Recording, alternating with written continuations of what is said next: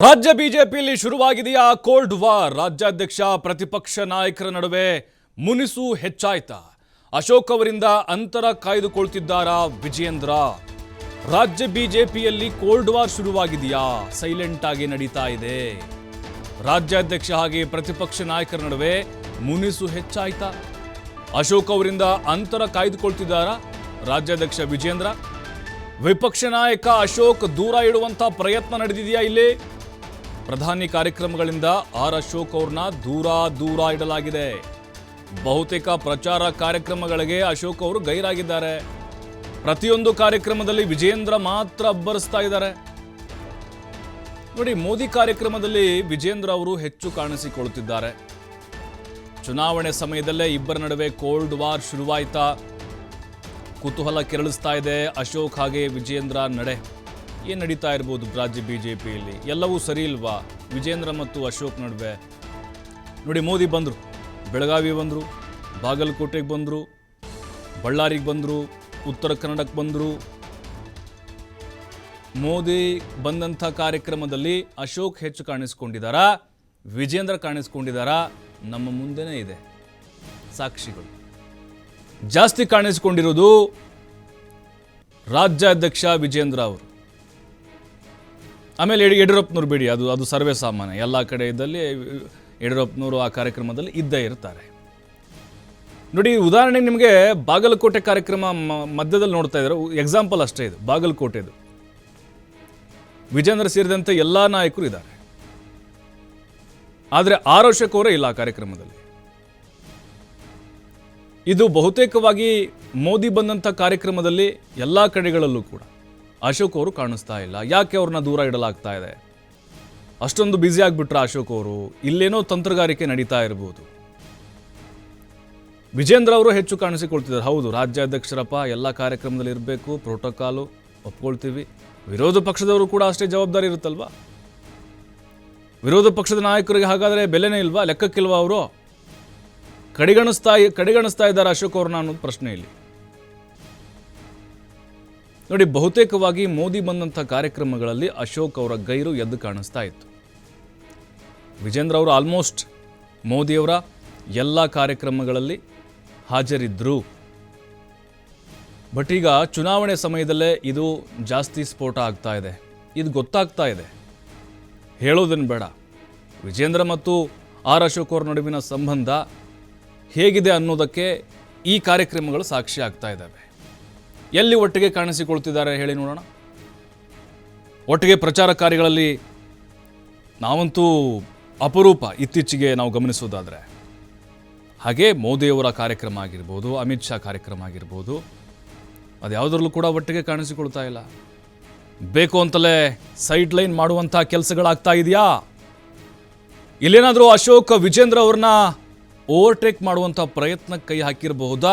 ಆ ಕಾರಣಕ್ಕೋಸ್ಕರ ಅಶೋಕ್ ಅವ್ರನ್ನ ಆ ರೀತಿಯಾಗಿ ಮೂಲೆ ಗುಂಪು ಮಾಡಲಿಕ್ಕೆ ಪ್ಲ್ಯಾನ್ಗಳು ನಡೀತಾ ಇರ್ಬೋದಾ?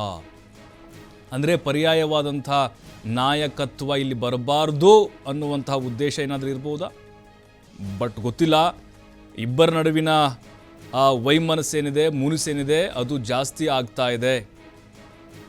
ವಿರೋಧ ಪಕ್ಷದ ನಾಯಕರಿಗೆ ಬಿ ಜೆ ಪಿಯಲ್ಲಿ ಬೆಲೆನೇ ಇಲ್ವಾ? ಹಾಗಾದರೆ ಅವರು ಕೂಡ ಸರಿಸಮಾನವಾಗಿ ಅದರದೇ ಆದಂಥ ಒಂದು ಜವಾಬ್ದಾರಿಗಳನ್ನು ಹೊಂದಿರ್ತಾರೆ. ವಿರೋಧ ಪಕ್ಷ ಹೋಗಲಿ, ಅಶೋಕ್ ಅವ್ರಿಗೆ ಪಕ್ಷದಲ್ಲೂ ಕೂಡ ಬೆಲೆ ಇಲ್ವಾ? ಮೋದಿಯವ್ರ ಕಾರ್ಯಕ್ರಮಕ್ಕೂ ಕೂಡ ಆಹ್ವಾನ ಇರಲಿಲ್ವಾ ಅನ್ನೋದು ಪ್ರಶ್ನೆ. ಈಗ ಮತ್ತಷ್ಟು ಮಾಹಿತಿ ಶಿವಕುಮಾರ್ ನೀಡ್ತಾರೆ. ಶಿವಕುಮಾರ್, ಈಗ ಮೋದಿಯವರ ಬಹುತೇಕ ಕಾರ್ಯಕ್ರಮವನ್ನು ನಾವು ನೋಡ್ತಾ ಇದ್ವಿ, ಕ್ಲಿಪ್ಪಿಂಗ್ಸ್ಗಳನ್ನು. ವಿಜಯೇಂದ್ರ ಜಾಸ್ತಿ ಕಾಣಿಸಿದ್ದಾರೆ, ಅಶೋಕ್ ಅವರು ಕಾಣಿಸಿಲ್ಲ. ಅಂದರೆ ಬೇಕು ಅಂತಲೇ ಸೈಡ್ಲೈನ್ ಮಾಡುವಂಥ ಪ್ರಯತ್ನಗಳೇನಾದರೂ ನಡೀತಾ ಇರಬಹುದಾ ಅನ್ನೋದಿಲ್ಲಿ ಪ್ರಶ್ನೆ ಸಹಜವಾಗಿ ಕಾಡುತ್ತೆ. ಅಂದರೆ ಪರ್ಯಾಯ ನಾಯಕತ್ವ ಇಲ್ಲೇನೋ ಬೆಳೀತಾ ಇದೆ ಅನ್ನುವಂಥ ಕಾರಣ ಏನಾದರೂ ಈ ರೀತಿ ಚರ್ಚೆ ಆಗ್ತಾ ಇದೆಯಾ? ಪ್ರಭು, ಈಗ ಲೋಕಸಭಾ ಚುನಾವಣೆ ನಡೀತಾ ಇದೆ. 2ನೇ ಹಂತದ ಲೋಕಸಭಾ ಚುನಾವಣೆ ಪ್ರಚಾರ ಕೂಡ ನಡೀತಾ ಇದೆ. ಈ ಸಂದರ್ಭದಲ್ಲೇ ರಾಜ್ಯ ಬಿಜೆಪಿಯಲ್ಲಿ ರಾಜ್ಯಾಧ್ಯಕ್ಷರು ಹಾಗೆ ಪ್ರತಿಪಕ್ಷ ನಾಯಕರ ನಡುವಿನ ಹೊಂದಾಣಿಕೆ ಕೊರತೆ ಎದ್ದು ಕಾಣಿಸ್ತಾ ಇದೆ. ಯಾಕಂದ್ರೆ ಪ್ರಧಾನಿ ಅವರು ಪದೇ ಪದೇ ರಾಜ್ಯಕ್ಕೆ ಭೇಟಿಯನ್ನ ಕೊಡ್ತಾ ಇದ್ದಾರೆ, ಅಭ್ಯರ್ಥಿಗಳ ಪರವಾಗಿ ಪ್ರಚಾರವನ್ನ ಮಾಡ್ತಾ ಇದ್ದಾರೆ. ಆದ್ರೆ ಆ ಪ್ರಚಾರ ಕಾರ್ಯಕ್ರಮದಲ್ಲಿ ಇಬ್ಬರು ನಾಯಕರು ಒಟ್ಟಾಗಿ ಕಾಣಿಸ್ಬಿಡ್ತಾ ಇಲ್ಲ. ಮೋದಿ ಅವರ ಕಾರ್ಯಕ್ರಮಗಳಿಂದ ಅಶೋಕ್ ಅವರನ್ನ ದೂರ ಇಡುವಂತಹ ಒಂದು ಪ್ರಯತ್ನಗಳು ನಡೀತಾ ಇದೆ ಅನ್ನುವಂತ ಮಾಹಿತಿಗಳು ಕೂಡ ಸಿಗ್ತಾ ಇದೆ. ಯಾಕಂದ್ರೆ ಆ ಕಾರ್ಯಕ್ರಮ ವೇದಿಕೆಗೆ ಅಶೋಕ್ ಅವ್ರಿಗೆ ವಿಜಯೇಂದ್ರ ಅವರು ಅವಕಾಶವನ್ನ ಮಾಡ್ಕೊಡ್ತಾ ಇದ್ದಾರಾ ಇಲ್ವಾ ಅನ್ನುವಂಥದ್ದು ಇಲ್ಲಿ ಎದುರಾಗ್ತಾ ಇರುವಂತಹ ಪ್ರಶ್ನೆ. ಆದ್ರೆ ಬೇರೆ ಬೇರೆ ಪ್ರತ್ಯೇಕ ಕಾರ್ಯಕ್ರಮಗಳಲ್ಲಿ ಇಬ್ರು ಕೂಡ ಭಾಗಿಯಾಗ್ತಾ ಇದ್ದಾರೆ. ಪ್ರಧಾನಿ ಮೋದಿ ಅವರ ಕಾರ್ಯಕ್ರಮದಲ್ಲಿ ಅಶೋಕ್ ಅವರು ಕಾಣಿಸ್ಕೊಳ್ತಾ ಇಲ್ಲ. ಯಾಕಂದ್ರೆ ಇದು ಈ ಇತ್ತೀಚಿನ ಬೆಳವಣಿಗೆ ಅಲ್ಲ. ರಾಜ್ಯಾಧ್ಯಕ್ಷರಾಗಿ ವಿಜಯೇಂದ್ರ ಅವರು ಯಾವಾಗ ನೇಮಕ ಆಗ್ತಾರೆ, ಪ್ರತಿಪಕ್ಷ ನಾಯಕರಾಗಿ ಅಶೋಕ್ ಅವರು ನೇಮಕ ಆದ ನಂತರ ಆ ಇಬ್ಬರ ನಡುವೆ ಕೋಲ್ಡ್ ವಾರ್ ಶೀತಲ ಸಮರ ಮುಂದುವರೆದಂತೆ ಕಾಣಿಸ್ತಾ ಇದೆ.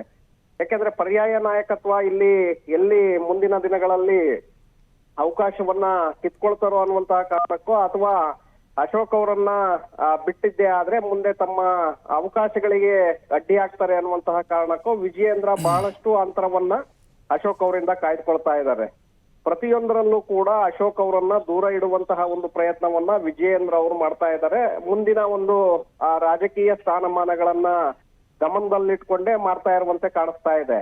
ಹಾಗಾಗಿ ಅಶೋಕ್ ಅವರು ಕಾರ್ಯಕ್ರಮಗಳಲ್ಲಿ ಭಾಗಿಯಾಗ್ತಾ ಇದ್ದಾರೆ. ಆದ್ರೆ ಬೆರಳೆಣಿಕೆಯಷ್ಟು ಕಾರ್ಯಕ್ರಮಗಳಲ್ಲಿ ಮಾತ್ರ ಕಾಣಿಸ್ತಾ ಇದ್ದಾರೆ. ಅವರು JP ನಡ್ಡಾ ಅವರ ಕಾರ್ಯಕ್ರಮಗಳಲ್ಲಿ ಅಶೋಕ್ ಅವರು ಕಾಣಿಸ್ಕೊಳ್ತಾ ಇದ್ದಾರೆ. ಆದ್ರೆ ಮೋದಿ ಅವರ ಕಾರ್ಯಕ್ರಮಗಳಲ್ಲಿ ಕಾಣಿಸ್ಕೊಳ್ತಾ ಇಲ್ಲ. ಪ್ರಧಾನಿ ಮೋದಿ ಅವರ ವಿಶ್ವಾಸವನ್ನ ಗಿಟ್ಟಿಸ್ಬೇಕು, ಆ ಒಂದು ನಿಟ್ಟಿನಲ್ಲಿ ವಿಜಯೇಂದ್ರ ಅವರು ಅಶೋಕ್ ಅವರನ್ನ ದೂರ ಇಡ್ತಾ ಇದ್ದಾರಾ, ತಾವು ಮಾತ್ರ ಮೋದಿ ಅವರಿಗೆ ಹತ್ತಿರ ಆಗ್ಬೇಕು ಅನ್ನುವಂತ ನಿಟ್ಟಿನಲ್ಲಿ ಆ ಕಾರ್ಯಕ್ರಮಗಳಲ್ಲಿ ಹೆಚ್ಚಿನ ಒಂದು ಅಬ್ಬರವನ್ನ ವಿಜಯೇಂದ್ರ ಅವರು ಮಾಡ್ತಾ ಇದ್ದಾರಾ ಅನ್ನುವಂಥದ್ದು ಇಲ್ಲಿ ಇರುವಂತಹ ಪ್ರಶ್ನೆ.